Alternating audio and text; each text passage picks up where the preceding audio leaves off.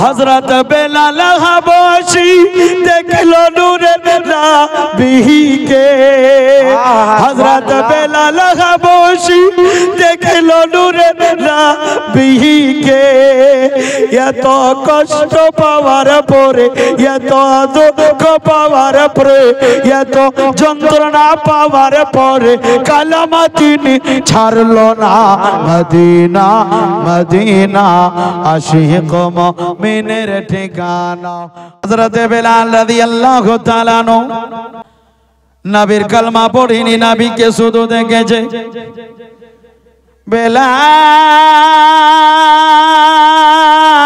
বেলাল নবীকে দেখে এমন প্রেমে পাগল হয়ে গেল বেলাল বলতে লাগলেন নবী গো আমি আপনার কালেমা পড়েছি কিন্তু আপনার মতন সুন্দর এই জীবনে কাউকে দেখেনি সুবহানাল্লাহ সুবহানাল্লাহ হযরত বেলাল রাদিয়াল্লাহু তাআলা আনহু নবী পাককে দেখে দিওয়ানা হয়ে গেলেন হযরত বেলাল বেকুল হয়ে গেলেন কারণ যে হযরত বেলালের আব্বা উমাইয়া বিন খালফের গোলাম ছিল এবার উমাইয়া বিন খালফ কে জানেননি বেলালের মালিক ছিল এবার বেলাল যেন নবীর মহব্বতে কালেমা পড়ে নিয়েছে কেউ জানে না যে বেলাল মুসলমান হয়ে গেছে বেলালকে এমন ভাবে পরীক্ষা দিতে হবে বেলালকে এমন ভাবে পরীক্ষা দিতে হবে বেলালের আদাও জানা নয় বেলাল দিনের বেলা কাজ করে আর রাতের বেলা আল্লাহ পাকের ইবাদত করে সুবহানাল্লাহ হযরত বেলাল রাদিয়াল্লাহু তাআলা আনহু নবীর যখন কালেমা পড়ে নিলেন জবানে পড়ে লা ইলাহা ইল্লাল্লাহু মুহাম্মাদুর রাসূলুল্লাহ বেলাল যখন মালিকের কাজ করে নবীর কালেমা জপন করে হায় রে বেলাল নবী পাকের প্রেমে পাগল একজন বেঈমান শুনতে পেল বেলালকে বলতে লাগলো বেলাল রে তুমি কার কালেমা পড়ো রে বেলাল এবার বেলাল বলতে লাগলি জান যদি দিতে হয় দেব কিন্তু নবীর কালেমা ছাড়বো না চলুন আপনাকে আর একটু এগিয়ে নিয়ে যাই কেমন ভাবে আর দিন কেটে গেল বেলাল যেন চুপে চুপে কালেমা পড়ে এবার কে যেন গিয়ে বলে দিল ও মাইয়া যে গোলামটা আপনার কাজ করে ও মাইয়া শুনে নাও ওই গোলাম তোমার নবীর কালেমা পড়েছে সুবহানাল্লাহ সুবহানাল্লাহ বেলালকে ডাকলো বেলাল তুমি নাকি নবীর কালেমা পড়েছো নবীর প্রতি কি ঈমান নিয়ে এসেছো বেলাল নির্ভয়ে বলতে লাগলো হ্যাঁ আমি পড়েছি উমাইয়া বলতে লাগলো বেলাল হয়তো তুমি নবীর কালেমা ছাড়বে হয়তো তুমি সাজা নেওয়ার জন্য রেডি হয়ে যাও বেলাল ও কি রকম নবী হতে পারে ও তো একটা গরিব ঘরে জন্ম হয়েছিল এখনো কোনো লোক আছেন এক্সাম্পল স্বরূপ কাউরি ঘরে যদি একটা গরিব ছেলে মৌলবি হয়ে যায় তো মানুষ ওকে পাত্তা দেয় না ফালনার বেটারে ও তো বকরি চড়ায় কথা বলে কি বলে না কিছুক্ষণ আগে উনি বললেন যেটা আমাদের জিনিস প্রয়োজন দরকার সেইগুলা জিনিস আমরা ফলো করি না ফলো কি করি খালি ফেসবুকে ফলো শেয়ার আর কমেন্ট করি নাকি এবার বেলালকে বলছে বেলাল তুমি কি কালেমা পড়ে নিয়েছো বলতে লাগলো হ্যাঁ আমি কালেমা পড়েছি উমাইয়া বলে বেলাল তোর বাবা আমার বাড়িতে কাজ করতো তুমিও আমার বাড়িতে কাজ করছো তুমি আমার কথা কেন শুনে নাও বেলাল কালেমা ছেড়ে দাও এবার বলতে লাগলো বেলাল ও উমাইয়া বিন খালফ শুনে নাও তুমি যত কিছু করার করে নাও আমি নবীর কালেমা পড়েছি ছাড়বো না বেলাল বলে না না একবার কালেমা পড়েছি আর কোনোদিন জীবনে ছাড়বো না উমাইয়া বলতে লাগলো বেলাল রে ছেড়ে দাও, ছেড়ে দাও, পারবি না তুমি বরদাস্ত করতে। এবার বলতে লাগলো, বেলাল তো এমনি মানবে না, বেলালের আগে খাওয়া বন্ধ করে দাও। খাওয়া বন্ধ হয়ে গেল। এবার বেলালকে বলে, বেলাল নবীর কালমা ছেড়ে দাও। বেলাল বলতে লাগলো, প্রাণ যদি দিতে হই প্রাণ দেব, কিন্তু নবীর কালমা ছাড়বো না। একটু জোরে বলেন না সুবহানাল্লাহ। সুবহানাল্লাহ, সুবহানাল্লাহ। এবার বলতে লাগলো, বন্ধুরা আমার, আর একটু আপনাকে এগিয়ে নিয়ে যাই। এবার বেলালের খানা বন্ধ হলো। বেলাল হাঁটতে পারে না, শরীরে শক্তি পাই না। বেলাল কেমন করে চলাফেরা করবে?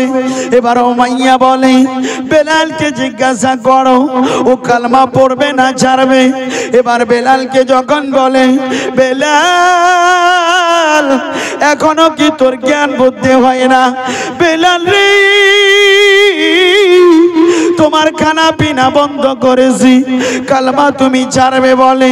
বেলালের বেলালের জবানটা হিলে আর বলতে লাগলে, যত তুমি দুঃখের যন্ত্রণা পাহাড় আমার উপর চাপিয়ে দাও, আমি নবী কালমা ছাড়বো না। সুবহানাল্লাহ, সুবহানাল্লাহ। এবার বলতে লাগলো, বন্ধুরে বেলাল তো এমনি শুনবে না, শুনবে না, চলুন আর একটু এর যেন অন্যায়টাকে বাড়িয়ে দেওয়া যায়। এবার বেলালের জন্য কি করলো? মক্কা নগর মরুভূমি এলাকা, বালু বালু। এবার বেলালের শরীরের সমস্ত জামা কাপড় খুলে বেলালকে রে গরম গরম বালির মধ্যে শুইয়ে দিয়েছে। বেলালকে বলে, বেলাল রে, নবীর কালমা ছাড়া রাতে তোমার জীবনটাকে নষ্ট করে দেওয়া যাবে। বেলাল বলতে লাগলি, আন্তা আহাদুন, আন্তা আহাদুন, যতই অত্যাচার করো, যতই জুলুম করো, না না, নবীর কালমা পড়েছি, জীবন দিব রে, নবীর কালমা ছাড়বো না। সুবহানাল্লাহ, সুবহানাল্লাহ। এবার বেঈমানরা মানলো না, মানলো না, অন্যায় অত্যাচার বাড়াতে লাগলো। গরম গরম বালুর উপরে বেলালকে শুইয়ে দিয়েছে। মনটা তাও ভরে না বন্ধু আমার। বেলালের বুকের উপরে পাথর গুলি দিয়েছে, আর পাথর গুলি দেওয়ার পর ওই পাথর গুলিতে পা রেখে কচলা কচলি করেছে। বেলাল জবাব দিয়ে বলে, তোমরা যতই অত্যাচার করো, আমি নবীর কালমা পড়েছি, এমন করে যদি জীবন দিতে হয় প্রাণ দিব, কিন্তু নবীর কালমা ছাড়বো না। সুবহানাল্লাহ, সুবহানাল্লাহ। বেশ। কোন বেলালের জীবনী শুনছেন? আর একটু আপনাকে এগিয়ে নিয়ে যাই বাপ। একটু আমাদের প্রতি মুসিবত আসলে আল্লাহ পাকের না শুকরিয়া করি। এটা বলি না, আল্লাহ তুমি যেই অবস্থায় রেখেছো তোমার হাজার হাজার শুকরিয়া। জোরে বলেন আলহামদুলিল্লাহ। আলহামদুলিল্লাহ। আল্লাহ যেই আশাতে রেখেছো, যেই অবস্থায় রেখেছো, আল্লাহ তুমি ছাড়া মাবুদ কেউ নাই। আল্লাহ তোমার হাজার হাজার শুকরিয়া। এবার বেলাল তবু কালমা ছাড়লো না। এবার হযরতে বেলালকে নিয়ে গেল। যাওয়ার পর বলে, বেলাল তুই নবীর কালমা ছাড়বি না আমার কথা শুনবি? বেলালের মুখ থেকে কিছু বার হয় না। এবার বেলাল চলতে পারে না, বেলালকে কলুতে জুড়ে দিয়েছে। এবার বেলালের ওপর কড়ার আঘাত করে।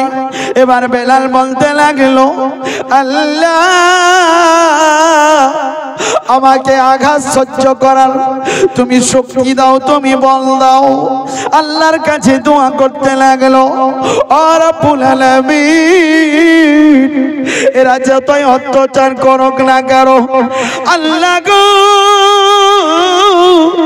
নবীর প্রেমে কালমা পড়েছি, তুমি আমাকে শক্তি দাও, বল দাও। আল্লাহ যেন নবীর কালমা ছাড়ি না। একদিন আঘাত মারলো, বেলাল জমিনের উপরে বেহুশ হয়ে পড়ে যায়। আবার বেলালকে দুটি হাত ধরে উঠাই। এবার বেলালকে বলে, বেলাল খবর কি? হযরতে বেলাল বলতে লাগলো, না না।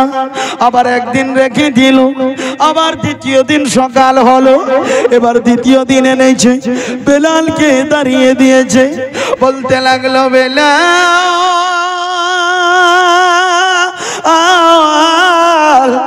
তোমার শরীরটা নাকি পাথরের।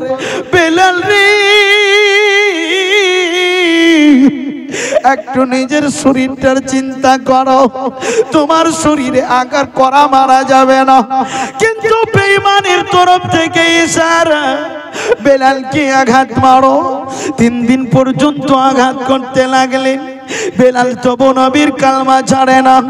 এবার ওই আঘাত গুলাতে টপ টপ করে বেলালের রক্ত বার হয়। বলেন আল্লাহু আকবার। চলতে পারে না, মা নাই, বাপ নাই, হযরতে বেলালকে কে সান্ত্বনা দেবে? হযরতে বেলালকে এমন একটি রুমের মধ্যে বন্দী করেছে, যেই রুমটাতে মানুষ থাকতে পারে না, এত দুর্গন্ধ। বেলাল কোনো কথা বলে না, হযরতে বেলালকে শুইয়ে দিয়েছে।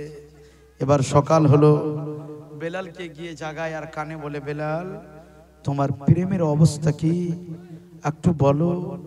হযরতে বেলালের হোড় দুটা হিলে আর বলে, লা ইলাহা ইল্লাল্লাহ। পড়েন, লা ইলাহা। এবার হযরতে বেলাল উঠে দাঁড়াতে পারে না। এবার দুজন দুই দিকে কাঁধা দিয়ে বেলালকে বাইরের দিকে নিয়ে আসলো। এবার বলতে লাগলো, এমনি মানবে না, বেলালের পায়ে রশি বেঁধে দাও। এবার বলতে লাগলো, কেমন রশি, কেন বাঁধবে? বলতে লাগলো, রশি বেঁধে দাও, বেলালকে রোডের মধ্যে ছেঁচড়াতে লাগো। এবার হযরতে বেলালের পায়ে যেমনি ভাবে বিড়ালের বাচ্চাগুলার পায়ের মধ্যে রশি বেঁধে দেয়, আমাদের বাচ্চারা যেন ওই রশি বেঁধে নিয়ে রাস্তায় রাস্তায় ঘুরে বেড়াই। হযরতে বেলালের আর অন্যায়ের সীমা থাকলো না, সমস্ত সীমা উল্লঙ্ঘন করে বেঈমানরা হযরতে বেলাল নবীর প্রেমিকের এবার পায়ের মধ্যে রশি বাঁধা হয়েছে। এবার বেলালকে বলতে লাগলো, বেলাল তুই নবীর কালমা ধরবি না ছাড়বি? এবার বলতে লাগলো, আনতা আহাদুন। বেলালের হাত উত্তোলন হয় আর বলে, আল্লাহ এতটুকু কষ্ট আমি সহ্য করতে পেরেছি, এত দুঃখ যন্ত্রণা সহ্য করতে পেরেছি, আল্লাহ গো আর আমাকে ধৈর্য থাকার তৌফিক দান করে দি। এমন কেউ দোয়া চাইবে, কিন্তু হযরতে বেলাল দোয়া চাইছে, আল্লাহ তুমি ধৈর্য শক্তি তুমি প্রদান করো। জোরে বলি আমিন। এবার বেলালকে নিয়ে যেন রোডের মধ্যে ছেঁচড়াতে লাগলো। বেলালের গায়ের চামড়া গুলি উঠে যায়, তবু বেলাল টসতে মস করে না, বেলাল কোনো কথা বলে না। চোখ দুটা দিয়ে যেন গড়াইয়া গড়াইয়া পানি পড়ে। তারপরে মারার পর বলে, ওরে বেলাল এবার তো বল কালমা পড়বি না ছাড়বি? বেলালের জবান থেকে বলতেছিল, আনতা আহাদুন, আনতা আহাদুন, না না কালমা ছাড়বো না। এবার বেলালকে যখন অন্যায় অত্যাচার করে নবী পাকের আর একজন সাহাবী, যার নাম সাইয়েদনা আবু বকর সিদ্দিক, হযরতে আবু বকর সিদ্দিক কই দিয়ে যাও। এবার দেখে হযরতে বেলাল যেন হযরতে বেলালের উপর অন্যায় অত্যাচার হয়। হযরতে আবু বকর সিদ্দিক আর যেন অন্য জায়গায় গেলেন না, নবী পাকের দরবারে আসলেন। আসার পর বলে, হুজুর আপনি কি শুনেছেন কি শুনেন নাই? বেলাল আপনার উপর কালমা পড়েছি। বেলালকে এমন ভাবে নির্মম ভাবে আঘাত করে রোডের মধ্যে যেন ছেঁচড়াইয়া নিয়ে বেড়াই, বিড়ালের বাচ্চার মতো পায়ের মধ্যে রশি বেঁধেছে, শরীরটা রক্তে রক্তান্ত হয়ে গেছে গো নবী। তবু আপনার নাম নিতে চারে না। যেমনি ভাবে এই কথা বলেছি আমার দয়াল নবী চোখ মোবারক দিয়ে ঝরঝর করে অশ্রু ঝরতে লেগেছে। আমার দয়াল নবী বলতে লাগলেন, ও আবু বকর সিদ্দিক, পারবি না তুই আমার বেলালকে আজাদ করে দিতে?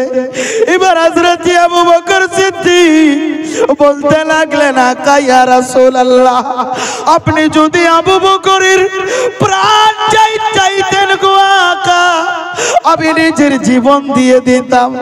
নবী গো, আপনি চেয়েছেন বেলালের মুক্তি, আকা ইয়া রাসূলুল্লাহ, আমি বেলালকে এই মুহূর্তে আপনার দরবারে এনে হাজির করছি। এবার বেঈমান উমাইয়ার কাছে গেল, যাবার পর বলতে লাগলো, উমাইয়া রে, তোমার ভিতরে কি দিল নাই মন নাই? ও উমাইয়া রে, একটা মানব হয়ে মানবের উপরে এমন আক্রমণ করো? বলে আমাকে তুমি জ্ঞান দিতে আসিও না। এবার হযরত আবু বকর সিদ্দিক বললেন, উমাইয়া বল বেলালকে কেমন করে তুমি আজাদ করবে? ওই বেঈমান খুবই চালাক ছিল। উমাইয়া তখন বলতে লাগলো, অনেকগুলা টাকা বিনা নামে দিয়েছে, আল্লাহ কবুল করে নাও, সবাই বলি আমিন। এবার উমাইয়া খুব চালাক ছিল, বলে ঠিক আছে আমি বেলালকে ছাড়বো। বলে কেমন করে ছাড়বে? এর বিনিময়ে একটা গোলাম নেব, আর 100 বিঘার যে তোমার খেজুরের বাগান আছে, ওই খেজুরের বাগান আমি নেব। হযরত আবু বকর সিদ্দিক বলতে লাগলেন, ওরে বেঈমান উমাইয়া, তুমি শুধু 100 বিঘা চাইছো? তুমি যদি আমার সমস্ত মাল মাতা চাইতে, আমি তোমাকে সব দিয়ে দিতাম। এবার কে বেলালের বিনিময়ে একটি গোলাম দিয়ে দিলেন, এবার জমিন গোলাও দিয়ে দিলেন, বেলালকে আজাদ করে দিল। এবার বেলাল যেন হযরত আবু বকর সিদ্দিকের বাড়িতে আসলেন, অনেকদিন পর্যন্ত গোসল করেনি, চুলগুলা যেন জটের মতো হয়ে গেছে।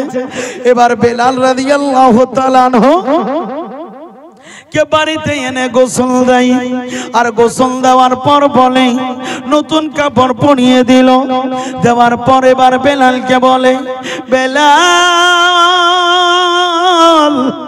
অনেকদিন পর্যন্ত খাবার খাওনি, একটু খাবার খেয়ে নাও। হযরত বেলালকে খাবার দিলেন, যেমনি ভাবে খাবার দিয়েছে হযরত বেলালের 2 চোখে অশ্রু ঝরতে লেগেছে। হযরত আবু বকর সিদ্দিক খাবার দেয় আর মাথার মধ্যে হাত বুলিয়ে দেয়। হযরত বেলাল 2 চোখের পানি জড়ায়া জড়ায়া কান্না করে, বলে ও আবু বকর,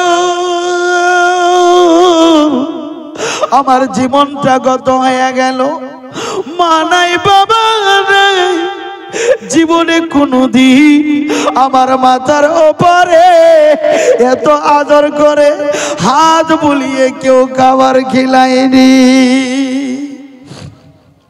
এবার হযরত বেলাল বলতে লাগলেন, ও নবীর সাহাবী আবু বকর, আর দেরি করবেন না, করবেন না। যার জন্য এত আঘাত খেলাম, যার জন্য রক্তে রক্তাক্ত হয়ে গেলাম, যার জন্য পেটে দাঁড়া নাই, পেটের মধ্যে পানি নাই, ও আবু বকর চলো চলো আমার দয়াল নবীর কাছে নিয়ে চলো। ও আবু বকর, আমার দয়াল নবীকে দেখলে আমার সব দুঃখ কষ্ট দূর হয়ে যাবে। এবার হযরত বেলালকে নিয়ে আমার আবু বকর সিদ্দিক চলতে লাগলেন। আমার দয়াল নবী যেন বেলালের অপেক্ষায় বসে রয়েছে। এবার বেলাল যাই, নবী আমার বেলালের দিকে তাকাই, আর বেলাল নবীর দিকে তাকাই। হযরত বেলাল নুরানি চেহারা দেখে নবীর কালমা পড়েছিলি ওই নুরানি চেহারা যখন বিলালের সামনে পড়েছি বিলালের আর খুশির আনন্দ থাকলো না নবীর কদমে পড়ে গেছে আমার নবী বলে বিলাল রে এতদিন পর্যন্ত তুমি যার জন্য কষ্ট পেলে আঘাত গেলে পানি পেটের মধ্যে দানা নাই পানি নাই তোমাকে এত কষ্ট দিয়েছে বিলাল তোর জায়গা কদমে নাই আয় বুকে লেগে সুবহানাল্লাহ সুবহানাল্লাহ হযরত বিলাল নবী পাকের বুকের মধ্যে লেগে গেলেন আজ থেকে বিলালকে কালো বলতো আজ থেকে মানুষরা হাবসি বলতো নবী পাক বুকের মধ্যে লাগিয়ে বললেন ও আমার সাহাবী কাউকে যদি মোহাব্বতের ইমাম দেখতে হয় ভালোবাসার ইমাম দেখতে হয় আমার বেলালকে তাকিয়ে না সুবহানাল্লাহ এবার নবী পাক সাল্লাল্লাহু আলাইহি সাল্লামে হযরত বেলাল যেন খিদমতে লেগে গেলেন নবী পাক সাল্লাল্লাহু আলাইহি সাল্লাম ফতেহে মক্কার পরে বেলালকে বলতে লাগলো ও বেলাল একটু তুমি আজান দিয়ে দাও হযরত বেলাল বলতে লাগলেন নবী গো কোন জায়গায় আমি আজান দাও গো নবী আমার নবী বলতে লাগলেন বেলাল রে যতক্ষণ পর্যন্ত তুমি নবী থেকে আলাদা ছিলে তোমার জায়গা জমিনে ছিল বেলাল আর তুমি এখানে থাকবে না তুমি কাবার ছাদের উপরে আজান দিয়ে দাও সুবহানাল্লাহ সুবহানাল্লাহ হযরত বেলাল কাবার ছাদের উপরে আজান দিতে লাগলো এবার যখন বলতে লাগলেন আকা ইয়া রাসূলুল্লাহ আকা ইয়া হাবিবাল্লাহ আমি কোন দিকে আজান দেব গো নবী কারণ যে কিবলার দিক সবাই আজান দেয় কাবার দিক লক্ষ্য করে সবাই নামাজ পড়ে এবার হযরত বেলাল বলতে লাগলেন নবী গো আমি কোন দিক নিজের মুখখানা করে আমি আজান দেব গো নবী এবার হযরত বেলালকে বলতে লাগলেন বেলাল রে তোমার নবী যেই দিকে থাকবে সেই দিকে আজান দিয়ে দাও তাই তো আমার আলা হযরত বলেছে हाजियो आओ शहनशाह का रोजा देखो हाजियो आओ शहनशाह का रोजा देखो अरे काबा तो देख चुके काबे का काबा देखो সুবহানাল্লাহ বেশক জোরে বলেন সুবহানাল্লাহ শুধু তাই শেষ নয় বন্ধু আমার হযরতে বেলাল রাদিয়াল্লাহু তাআলা আনহু এত কষ্ট খাবার পরে হযরতে বেলাল জীবনে নবীর দরবার ছেড়ে এক মুহূর্তের জন্য নবীকে রেখে যাননি জোরে বলেন সুবহানাল্লাহ বন্ধু আমার আপনি এই ঘটনা থেকে কি শিখতে পারলেন কি উপার্জন করলেন প্রাণটাও যদি দিতে হয় কার জন্য দেব একটু চিল্লায় বলেন বাপ কার জন্য ভালোবাসবো তো কার জন্য মহব্বত করব তো কার জন্য দুশ্মনী রাখবো তো কার জন্য নবীর জন্য যে আমার নবীর সাথে যার মহব্বত নাই যে যার নবীর সাথে প্রেম নাই যেই নবীর সাথে ভালোবাসা নাই ওর সাথে আমার কোনো সম্পর্ক নাই জোরে বলেন